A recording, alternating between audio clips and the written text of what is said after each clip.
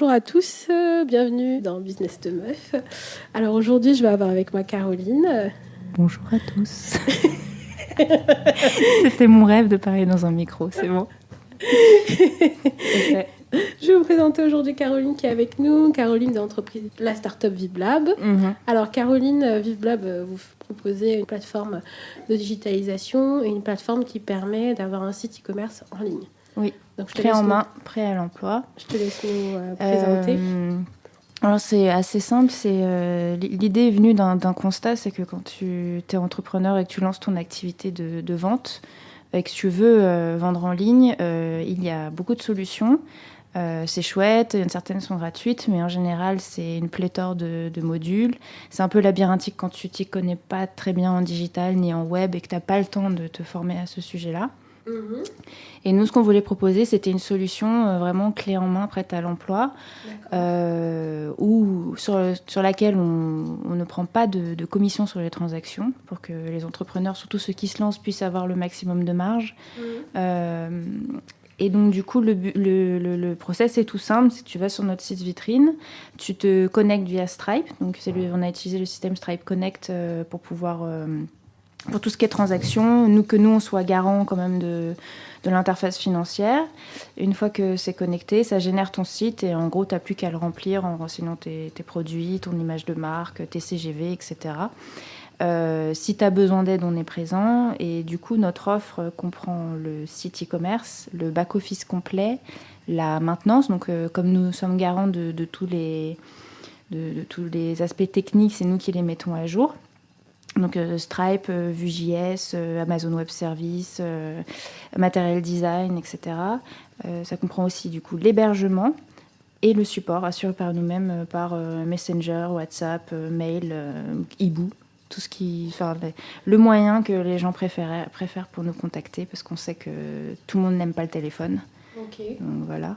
Donc du coup l'offre passe à 40 € par mois hors taxe en janvier 2020. D'accord. Donc, tu nous as parlé de beaucoup de choses assez techniques, notamment Hibou. C'était le truc le plus technique. C'est hyper technique. J'ai une formation Hibou. Ouais, un doctorat en hibouisme. Je suis une hibouistophile. Une hibouistophile. Parce que tu nous dis que c'est un processus qui a l'air très complexe de se lancer dans le e-commerce. De se lancer dans le e-commerce, c'est une solution qui est assez tech. Enfin, il y a beaucoup de techniques. Toi, comment tu as eu l'idée déjà de lancer ce projet-là ? Et est-ce que... la première question, c'est qu'est-ce qui t'a donné envie de lancer ce projet ? Et de deux, est-ce que tu n'as pas trouvé ça hyper complexe de te dire, OK, je vais lancer un nouveau module e-commerce hyper tech, moi, là, toute seule ? Le truc, en fait, c'est que... donc, du coup, la première question, c'était comment est venue l'idée ? Ouais, c'est ça. Alors, l'idée est venue, c'est un peu un hasard, en fait. Notre toute première solution qu'on a créée avec VivLab, c'était une solution de test des pages web et requêtes API, qui était là vraiment plutôt pour les grandes entreprises. Et le fait de développer cette solution nous avait donné une forme de légitimité, puisqu'on a été poussé à maîtriser beaucoup de technologies, donc notamment Vue.js, Amazon Web Services, Docker, etc. Je vous épargne tout ça. Et s'il te plaît, on comprend pas tout ce que tu dis. Du coup, tout ça. Et donc, ma belle-sœur, qui a une boutique physique où elle vend des produits informatiques, domotiques, etc., est venue nous voir parce qu'elle était désespérée. Elle voulait passer par PrestaShop pour son site e-commerce et ça n'aboutissait pas du tout. Parce que, en fait, déjà, c'est un process très lourd. Il faut engager un dev. Ça coûte cher. Et en général, quand tu te lances sur PrestaShop, tu as l'impression que tu vas pouvoir faire tout ce que tu veux. Mais si tu veux faire tout ce que tu veux, il faut que tu aies un gros budget à la clé ou que tu sois même dev. Ce qui n'était pas du tout le cas. Donc, du coup, elle nous a demandé d'abord de créer une solution... en attendant, donc une sorte de pop-up store éphémère en ligne. Donc on a commencé par lui créer une sorte de page e-commerce un peu basique où elle pouvait mettre ses produits. C'était géré par Stripe et Il n'y avait pas d'envoi automatique de mail, il y avait rien de tout ça. C'était plutôt basique en fait. Oui, c'était assez basique. C'était vraiment juste pour que les gens puissent voir ces produits en ligne et les acheter et qu'après, ils les expédient. Mais assez vite, c'est devenu le projet a grossi, en fait, même en quelques jours, je dirais. Une fois qu'ils ont commencé à l'utiliser, ils se sont rendus compte qu'ils adoraient ce système. Parce que, par exemple, un truc tout simple sur PrestaShop, quand tu veux ajouter des produits, ça peut prendre jusqu'à un quart d'heure, 20 minutes par fiche produit. Quand tu as un catalogue de 100 à 500 produits, ça prend 10 fois trop de temps. D'accord. Surtout que quand tu veux modifier une info que tu as mise, pareil, ça prend à nouveau une plombe. Et elle qui doit gérer sa boutique physique en même temps, c'était un calvaire monstrueux. Ouais. Et donc, du coup, nous, notre système, disons, en 1 minute ou 2, grand max, tu as créé ta fiche produit, tu as mis les photos, elle est en ligne. Ouais. Et si tu veux la modifier, ça te prend 10 secondes. D'accord. Et donc, elle a adoré ce système parce que, du coup, c'est très rapide. Elle avait beaucoup moins de choses à gérer que sur PrestaShop. Parce que on est garant de l'UX, donc du coup elle n'avait pas du tout non plus à gérer le côté ma bannière, quelle taille elle fait, là quelle couleur je mets, là quelle action est attendue. Donc tout était automatisé entre guillemets quoi. Voilà, et donc du coup assez vite on a implémenté beaucoup de modules, des mails automatisés, une gestion des commandes, les réseaux sociaux. Et en fait on a la solution en quelque sorte a eu un peu sa forme finale en septembre et on l'a lancé officiellement fin octobre. Ouais, c'est ça, début novembre. Et depuis, on a fait beaucoup de mises à jour, donc elle est encore mieux qu'en septembre. Enfin, ça va très très vite parce que justement, donc eux nous ont fait des retours sur ce dont ils avaient besoin. Puis les clients qu'on a eu après aussi, et du coup là ça devient une vraie solution clé en main qui comprend, donc tu as ton site e-commerce, mais tu peux aussi vendre sur Facebook et Instagram. D'accord. Tout est optimisé pour le SEO. En fait, on fait en sorte que tout ce que les gens peuvent pas apprendre à faire soit optimisé. D'accord. Donc à la et base, automatisé. D'accord. Donc à la base, en gros, tu étais partie pour résoudre une solution pour ta belle-sœur. Ouais. Ce qui t'a amené à créer une société. Voilà. Et ce qui t'a amené à développer ta société en mode start-up. Mais ça, tu l'as pas fait toute seule, puisque depuis tout à l'heure, tu nous dis on. Oui, donc du coup, tout ça, c'est grâce à mon associé, en fait, qui est Jean-Michel. Jean-Michel, si tu nous écoutes. Big up. En fait, lui, il est ingénieur de formation. D'accord. Et c'est lui qui développe tout de A à Z. Donc, on passe par aucun framework ou plateforme connue, type PrestaShop ou Shopify. On a tout créé nous-mêmes. D'accord. En fait, en gros, on est comme Shopify. Dans le sens où on a tout développé nous-mêmes. Ouais, sauf l'aspect com que vous ne preniez pas derrière aussi. Voilà, c'est ça. Okay. Et donc, du coup,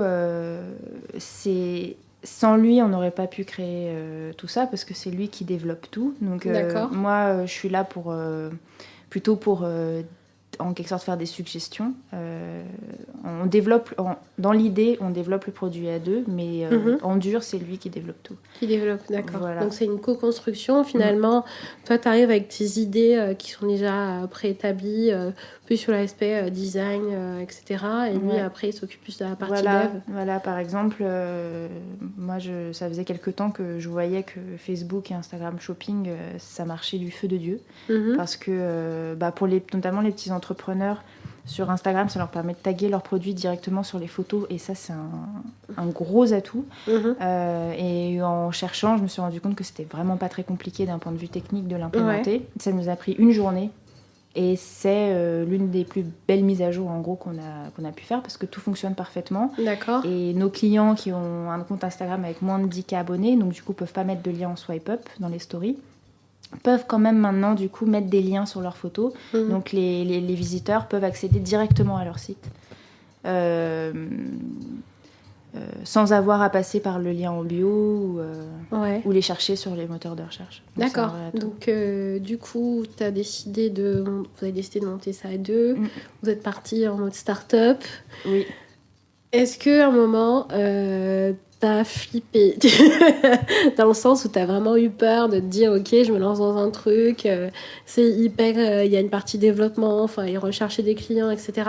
De toi, enfin, je sais pas quel était précisément ton passif etc. Mais comment tu t'es sentie face à ce nouveau monde qui s'ouvre à toi? Parce que ça ouvre pas mal de possibilités, mais ça ouvre aussi à l'aspect un peu plus crainte de se lancer dans l'activité, etc. Comment toi tu t'es sentie et comment tu as abordé un peu ce nouveau projet?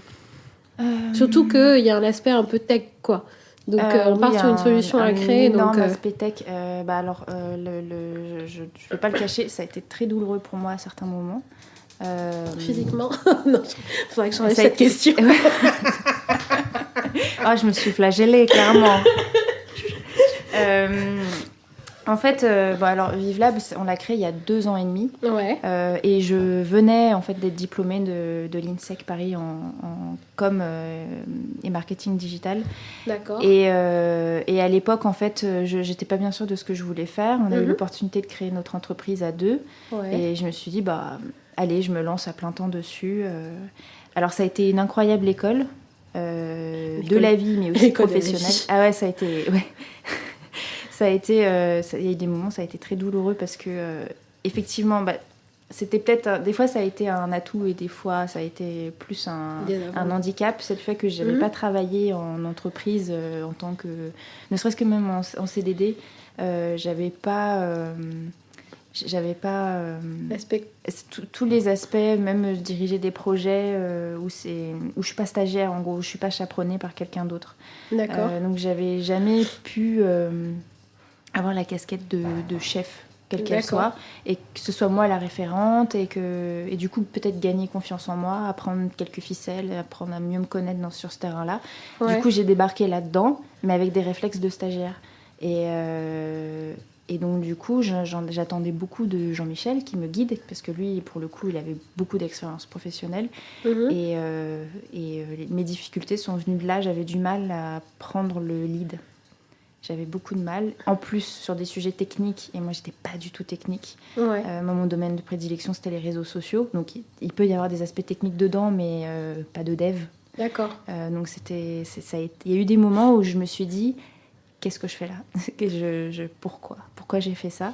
Maintenant que ça fait 2 ans et demi, quand je regarde tout ce que j'ai traversé et je me dis que j'ai énormément grandi, j'ai énormément mûri. Ça m'a aussi beaucoup apporté dans ma vie privée, parce que finalement, j'étais une personne très très timide au début de l'entrepreneuriat. Ça m'a guéri. Ça a été un traitement de choc.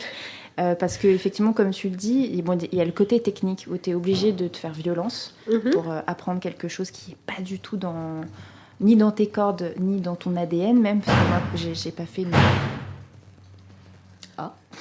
J'ai pas ni fait... dans tes cordes, dans ton ADN.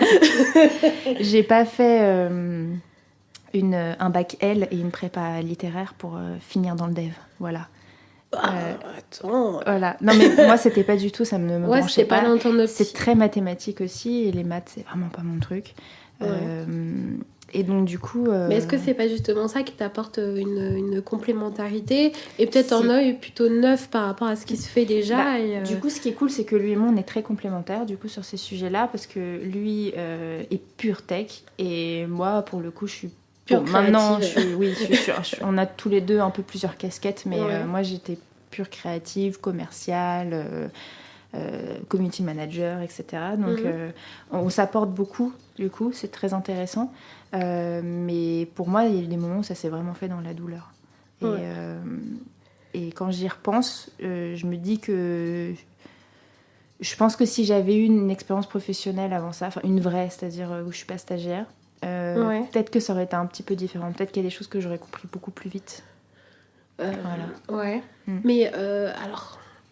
si c'est pour... moi, de mon point de vue personnel, finalement, même si tu as fait 20 ans, 30 ans dans une entreprise, le salariat et l'entrepreneuriat, des fois, ça n'a rien à voir. Oui, et la souffrance, des fois, on pense pas quel automatisme on va pouvoir en mettre en place, et ça ne se peut pas jamais, au grand jamais, comme on a prévu. Donc, d'un côté, je pense que l'école de la vie, ça a dû bien te servir aussi. Mais je pense que oui, effectivement, sur certaines choses, ça aurait pu t'apporter un peu plus de rapidité, de réflexe sur certains trucs. Mais en soi, au niveau entrepreneuriat pur et dur, franchement... Moi, c'est plus aussi... T'en chies quand même, quoi. Tu galères. Ah oui, c'est ça. Après, c'était la raison aussi pour laquelle, après avoir obtenu mon diplôme, j'étais un peu perdue et je pensais à l'époque ne pas vouloir travailler en bureau. Parce que je pensais que c'était pas fait pour toi, en fait. Ouais, parce que j'avais quand même eu 3 stages de 6 mois et la dernière de mes expériences m'avait beaucoup fatiguée mentalement. Je me disais, je peux pas, je sais pas quelque chose que je pourrais faire, je me sens pas...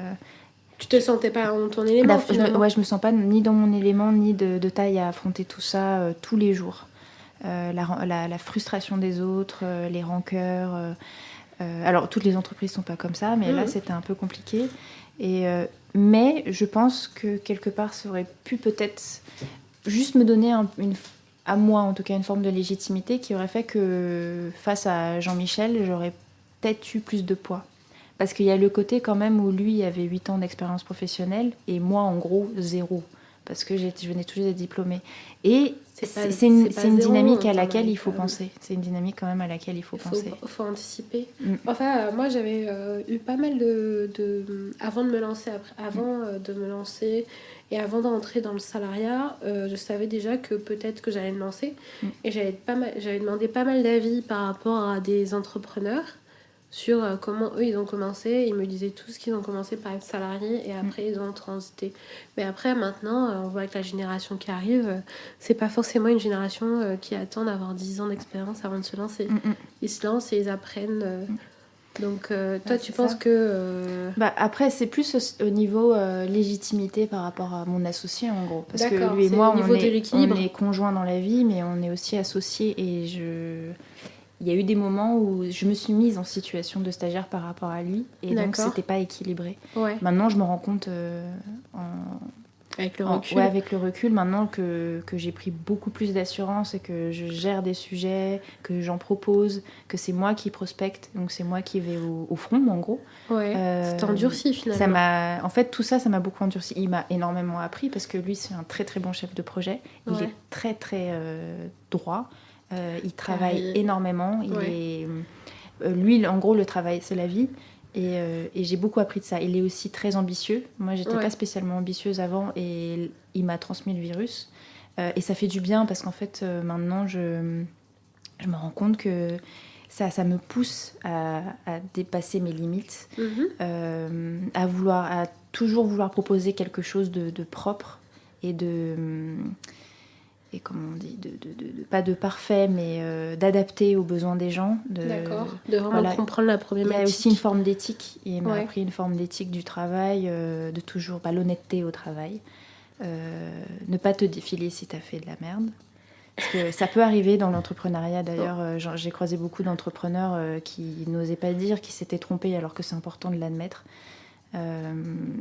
Nous, on l'admet, on a fait des erreurs. Bon, ça va, on n'a pas fait des erreurs qui nous ont par exemple coûté beaucoup d'argent, heureusement. Mais des fois, tu fais confiance à des gens, t'aurais pas dû. Des fois, tu penses que tel client va t'apporter beaucoup et en fait, c'est un enfer.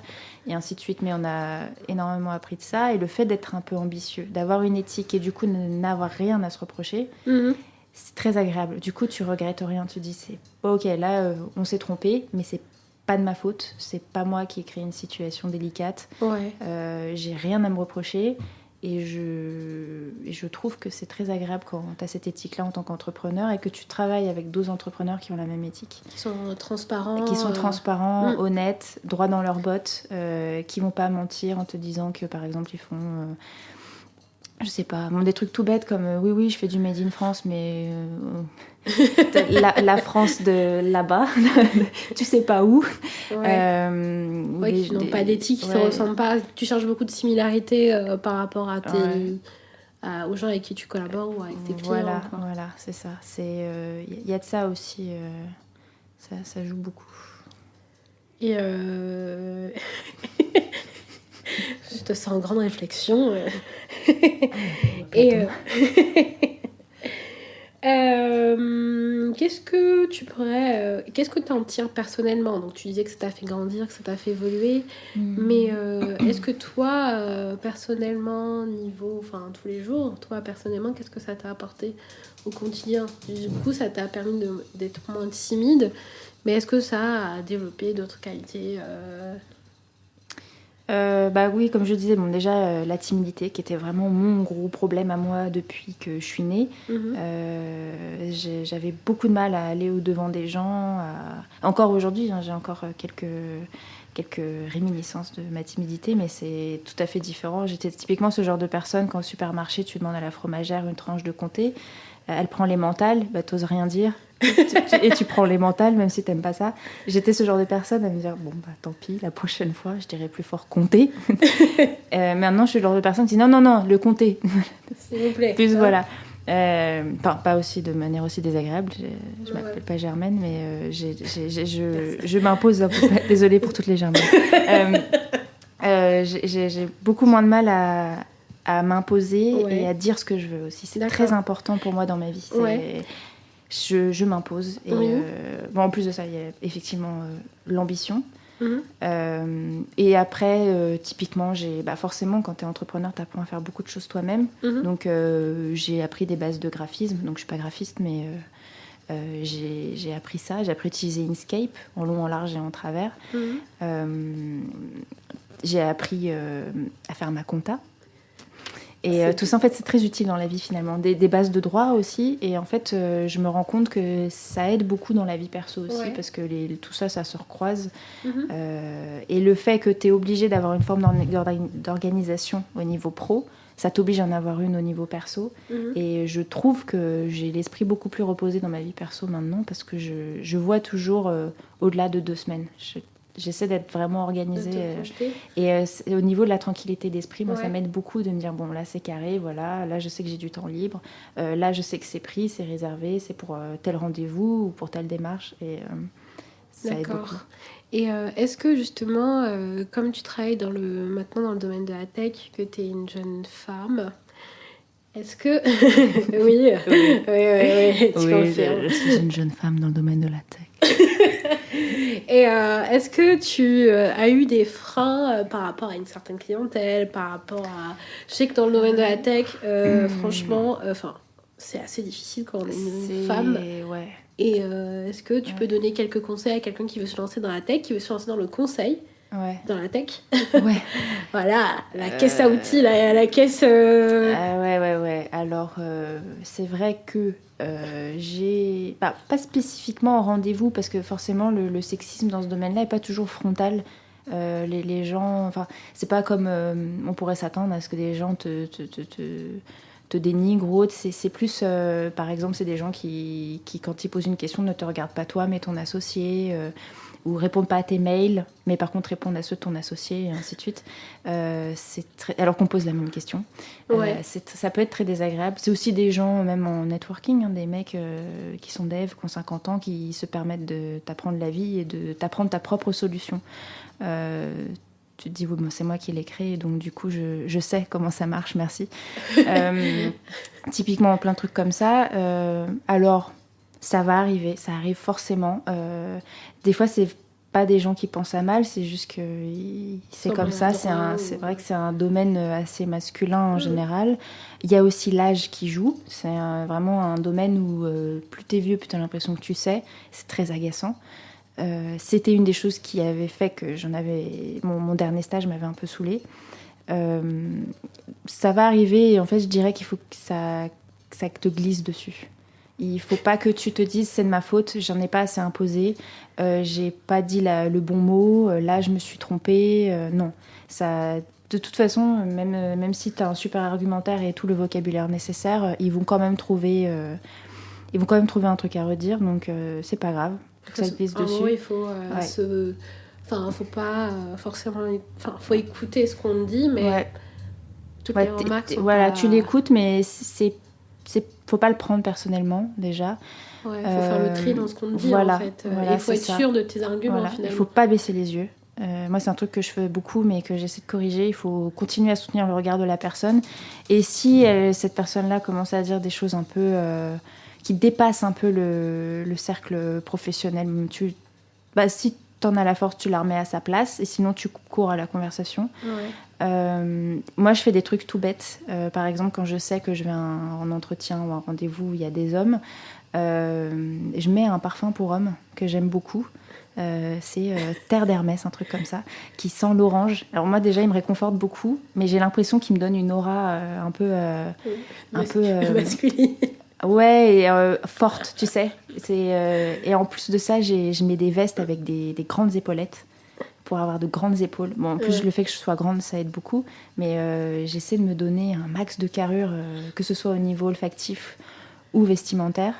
J'aurais jamais pensé à ça au niveau, Ouais. vestimentairement parlant. Ouais. Moi, après, c'est aussi, je pense, c'est psychologique. Le fait que je me sente bien, du coup, j'ai l'impression de prendre beaucoup de place.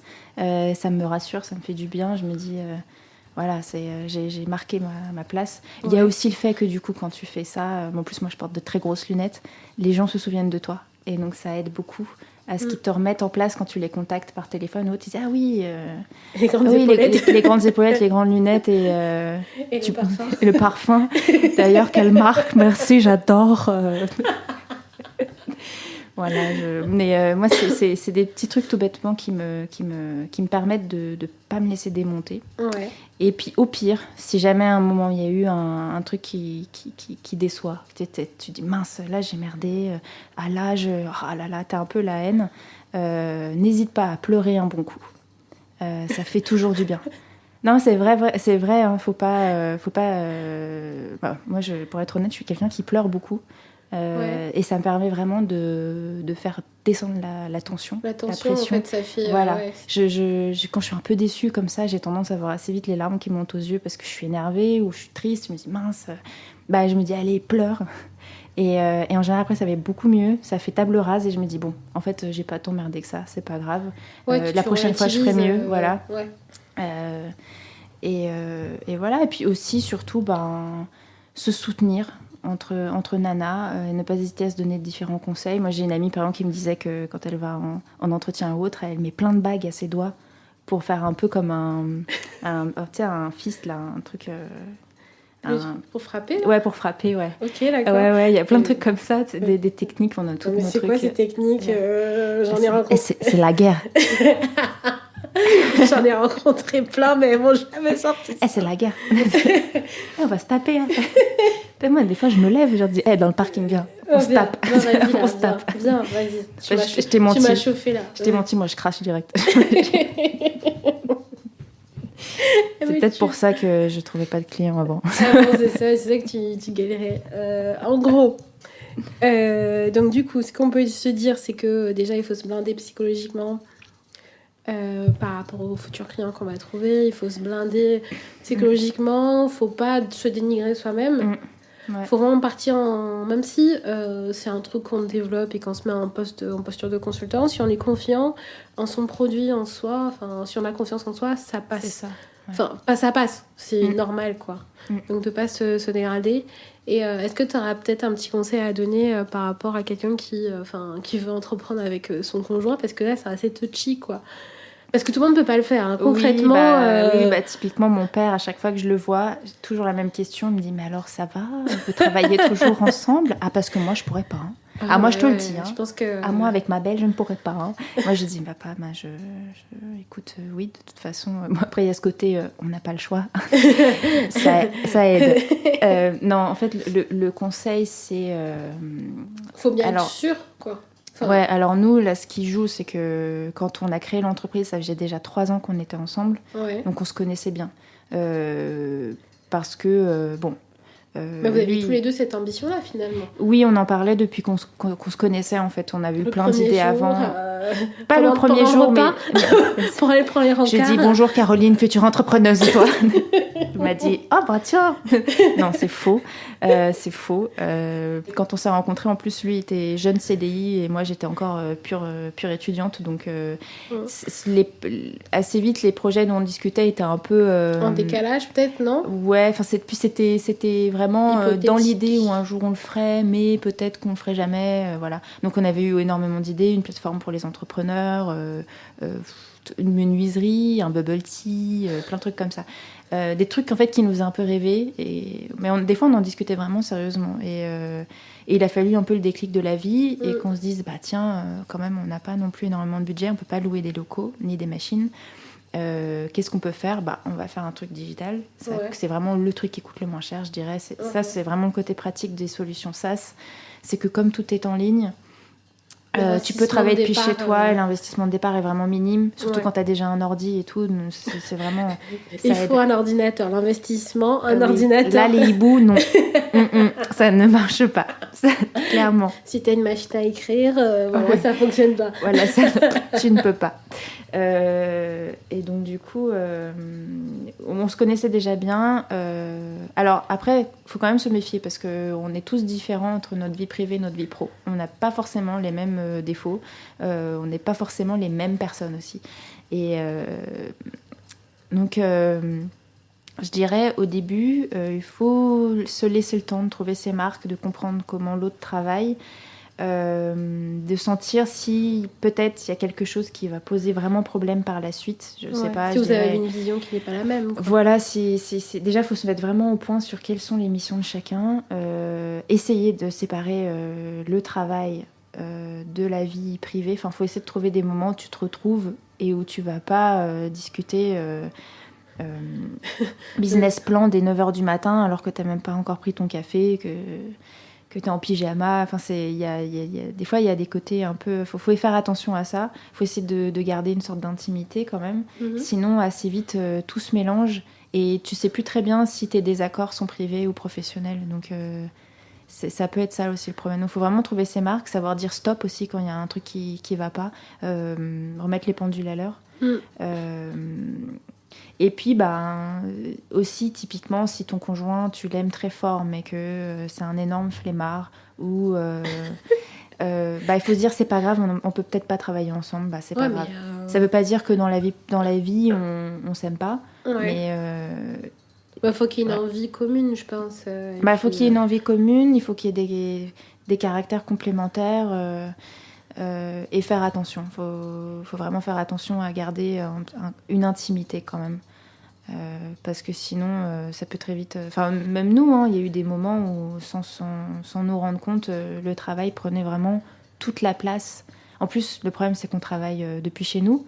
Donc, du coup, il n'y avait même plus de séparation. Ouais. Et en plus, chez nous, c'est assez petit. C'est un grand studio. Donc, il n'y a même pas de mur qui sépare la chambre de la table sur laquelle on travaille. Donc du coup, c'est vraiment... Il n'y avait aucune limite, qu'elle soit physique ou mentale. Et donc du coup, il y a eu des moments où c'était fatigant. Et c'est pour ça que je dis, il faut vraiment... Alors, il y a des moments, ça t'oblige forcément à prendre du recul par toi-même. Il faut que tu regardes tout ça de loin et que tu dises, ah oui, mais là, il faut peut-être qu'on prenne une soirée pour nous, peut-être qu'on se dise... on discute travail qu'une fois qu'on est levé et qu'on a bu notre café. Peut-être s'accorder... Établir des règles, en fait. Ouais, voilà, établir des règles. Comme au travail, en fait, tout simplement, où tu te dis, si machin m'envoie un mail après 18h30, j'y réponds que le lendemain matin. Des trucs comme ça, en fait. Voilà, faire en sorte que quand tu regardes un film le soir, tu ne mettes pas sur pause pour dire, au fait... la campagne marketing, là, tu penses quoi de ça ? Voilà, en fait, tu gardes toutes tes idées pour le moment où tu te mets à travailler. Et si tu respectes ces règles-là, ça devrait plutôt bien se passer. Et puis aussi, surtout, quand tu travailles entre conjoints, je pense qu'il faut essayer de pas tout prendre pour soi, d'accepter que tu auras des désaccords au travail. Ça ne veut pas dire que l'autre ne t'aime plus ou qu'il veut plus de toi. Il faut faire la différence. Voilà. Des choses, quoi. Et aussi ne pas être trop rancunier, voilà, parce que... Ouais, faut faire en sorte que ça glisse un peu dessus, mais aussi savoir reconnaître quand il y a une attitude qui n'est pas correcte, que ce soit pro ou privé, et savoir remettre les pendules à l'heure. Donc c'est vraiment faut vraiment se poser, prendre du recul, analyser la situation et voir où ça pêche. C'est vraiment un truc d'acrobate. Je dirais parfois, il faut avoir vraiment une notion d'équilibre et faire attention à tout ça. Parce que des fois, en fait, quand c'était allé trop loin dans l'excès, c'est dur de faire marche arrière et de remettre des limites. Et c'est vraiment compliqué. Ok. Et puis surtout, savoir prendre du temps pour soi en dehors du couple et du travail. Avec des amis, avec la famille. Parce que assez vite, sinon, tu passes toute ta vie ensemble. 24 heures sur 24. Tu travailles ensemble, tu vis ensemble. Voilà, faut vraiment savoir s'accorder des parenthèses pour soi, seul. Pour prendre soin de soi, de prendre l'air, tout simplement. Et éviter la surdose, parce que même quand tu es très très amoureux, même quand tu adores travailler avec l'autre, il y a un moment forcément il faut que tu prennes du temps pour toi. C'est ton moment à toi, tu en as besoin. Je pense que même dans une famille classique, tu as bien besoin d'un moment aussi pour prendre du temps pour toi. C'est comme dans tout, et vraiment faire attention à ça aussi, savoir s'accorder un moment où là tu vas partir faire une marche tout seul. Faire du shopping. Moi, mon grand truc, c'était d'aller faire les courses, mais même ne serait-ce qu'acheter à manger, mais je partais toute seule le faire. Lui, il joue de la musique, donc c'est vraiment son moment à lui. Enfin, on essaie d'avoir nos activités chacun de notre côté. C'est pareil pour Pardon. Pour pouvoir vous retrouver. Tu crées du son. Ouais, c'est ça. Je vais faire la SMR tout à l'heure. Pour vraiment avoir des moments séparément et pour bien trouver un équilibre. Ton témoignage était très très intéressant, Caroline. De rien. Ouais, c'est la première fois que j'en parle comme ça officiellement, donc c'est un peu intimidant, mais c'est bon. C'est important. Non, mais tu peux rassurer tout le monde à leur dire que c'est plutôt cool, quoi. On est tranquille, on est dans une cuisine. Ouais. C'est pas mal. Ouais, depuis tout à l'heure, je regarde un sac de mandarines. Je suis à côté d'une friteuse. Les conditions sont assez limites. C'est faux, on est au Marriott. Ouais, c'est ça. On boit du champagne. On est au Ritz. Le Ritz. Voilà, après on va à Place Vendôme pour faire notre shopping. Ouais. Bon, je te remercie d'avoir été avec nous aujourd'hui dans Business de Meuf, Caroline. Moi aussi.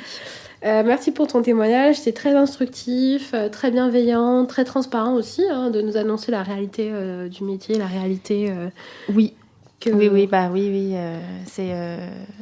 Là, c'est vrai que j'ai surtout parlé des côtés un peu durs, mais comme je disais, ça m'a beaucoup apporté. Je pense que c'est une expérience que beaucoup devraient vivre, parce que ça leur apprend aussi à être adulte. En fait, pour moi, c'est depuis que je suis entrepreneuse que je suis vraiment devenue adulte. Parce que je me rends compte qu'avant, même quand tu as 25 ans, t'es encore un bébé parfois, et le fait d'avoir toutes ces responsabilités, c'est... Là, maintenant, moi, j'ai des délires d'adulte, voilà, je l'avoue. Voilà, maintenant, je pense à PEL. Tu penses à ta retraite? Non, mais voilà, j'achète de l'électroménager de luxe. T'as acheté ton Thermomix, ton truc. Pas loin, voilà. Là où j'ai acheté un steamer, un super aspirateur qui aspire bien les tapis, parce que j'adore les tapis. Maintenant, on va faire ses courses au marché. Ah non, moi je vais chez Carrefour et je fais comme beaucoup de gens qui ont plus de 40 ans passés, c'est que je ne prends que des promos. Tu fais la chasse aux promos, tu fais Oui, j'ai les coupons, je les garde dans mon porte-monnaie et je les balance à la caisse en les regardant comme ça. Genre, c'est bon, ça passe. Voilà, je suis devenue ce genre de personne. Alors, merci Caroline d'avoir été avec nous. Donc, si vous voulez suivre Caroline, vous pouvez la suivre aussi bien sur Instagram que sur Facebook, que sur LinkedIn. Yes, avec Caroline Jacquemin. Et comme il y a beaucoup de Caroline Jacquemin, je suis celle qui a son nom en majuscule. D'accord. Ouais, parce qu'on est nombreuses en France. On a une communauté de Caroline Jacquemin. Ouais, on est très très nombreuses. Même dans ma propre ville de naissance, il y avait une fille qui s'appelait Caroline Jacquemin.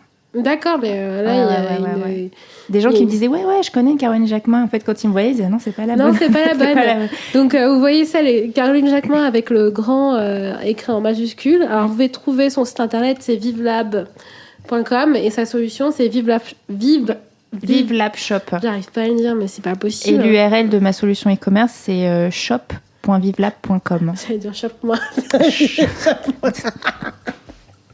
Astrid, c'est pas le mot podcast, tu t'es trompée. Oh punaise, j'espère que... vous pourrez l'avoir peut-être en truc en plus, quoi.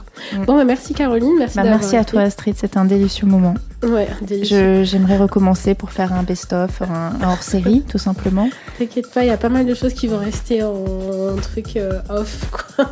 Interdit au moins 18 ans. Oui, j'ai des idées de hors-série. Tout simplement, comment ne pas oublier de se nourrir quand on est entrepreneur. Ouais, bien sûr, il y a des trucs à faire. Mais merci beaucoup, Caroline. Merci et bonne écoute à tous. Et oui, et puis vous pouvez suivre les émissions sur la plateforme de Business de Meuf. Donc inscrivez-vous, ce sera sur toutes les plateformes d'écoute.